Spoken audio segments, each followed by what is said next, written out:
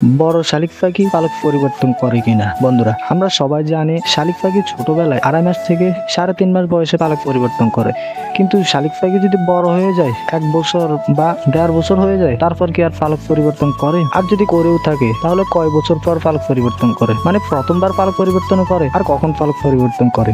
এবং অনেক সময় দেখা যায় যে কোনো কারণে শালিক পাখির পালকগুলো নষ্ট হয়ে যায়, পালক ভেঙে যায় বা অনেক সমস্যা হয়, যার কারণে পাখিকে অসৌন্দর্য লাগে। আবার দেখা যায় শালিক পাখির যে কোনো জায়গায় পালকগুলো জড়ে গেছে, কিন্তু তারপর ওই জায়গার মধ্যে আর পালকগুলো গজায় না। তো এটা কেন হয় এবং এর করণীয় কি? চলুন বন্ধুরা জেনে নেওয়া যাক। তো হে গাইস, আসসালামু আলাইকুম। আশা করি সবাই ভালো আছেন। আলহামদুলিল্লাহ আমি অনেক ভালো আছি। পাখির আরো একটি নতুন ভিডিও নিয়ে হাজির হলাম আমি আরাফাত। মাই মার্টিন বার্ড 1 চ্যানেলে যদি নতুন হয়ে থাকেন তাহলে দেরি না করে এখনই চ্যানেলটা সাবস্ক্রাইব করে দেন। বন্ধুরা, অনেক বছর অপেক্ষা করার পর আমাদের দেশ থেকে খুনি হাসিনাকে আমরা বিদায় করতে পেরেছি।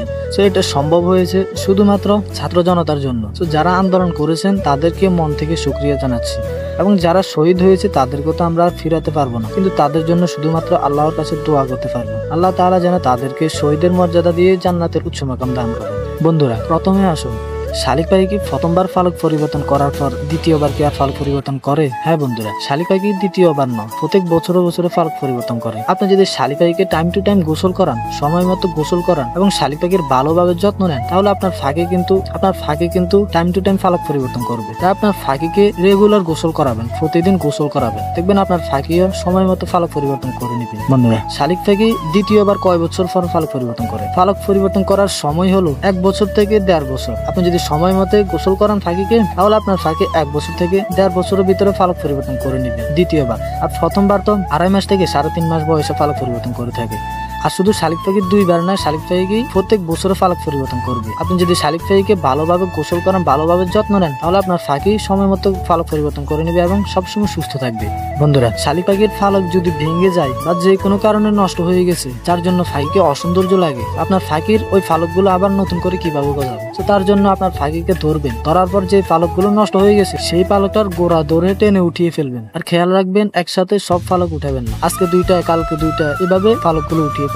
তারপর 10 থেকে 15 দিনের মাথায় আবার নতুন পালক গজাবে। আবার অনেক ক্ষেত্রে দেখা যায় কিছু কিছু ফাঁকির মাথার উপরের পালকগুলো পড়ে গেছে, কিন্তু তারপর আর উঠে না। তো এটা কেন হয়? তো এটা হওয়ার অনেকগুলো কারণ আছে। প্রথম কারণ হলো আপনার ফাঁকির খাঁচা। আপনার ফাঁকির খাঁচাটা ফাঁকা রয়েছে, যেটার ভিতর দিয়ে আপনার ফাঁকি মাথা বের করে দেয়। তো মাথা বের করতে করতে ওই জায়গাটা ক্ষত হয়ে আপনার ফাঁকির পালকগুলো ঝরে যায়। তো তারপর ওটা আর উঠে না। তো তার জন্য আপনাদের করণীয় কি? তো প্রথমে আপনার ফাঁকির খাঁচাটা পরিবর্তন করে নেবেন। এমন খাঁচা নেবেন যেন ফাঁকি মাথা বের করতে না পারে। তো এরকম খাঁচা যদি নেন, তাহলে আপনার ফাঁকির মাথা আর বের হবে না এবং পালকগুলো আর ঝরবে না। তো আপনার ফাঁকির যদি পালকগুলো ঝরে যায়, তাহলে আপনার ফাঁকির ওই পালকগুলো কিভাবে গজাবে? তো তার জন্য যে কোনো ডাক্তারের কাছে গিয়ে বলবেন জিঙ্ক ব্যাগ নামের একটা ওষুধ রয়েছে, সেই জিঙ্ক ব্যাগটা নিয়ে এসে 1 লিটার পানিতে মিশিয়ে আপনার ফাঁকিকে খাওয়াবেন।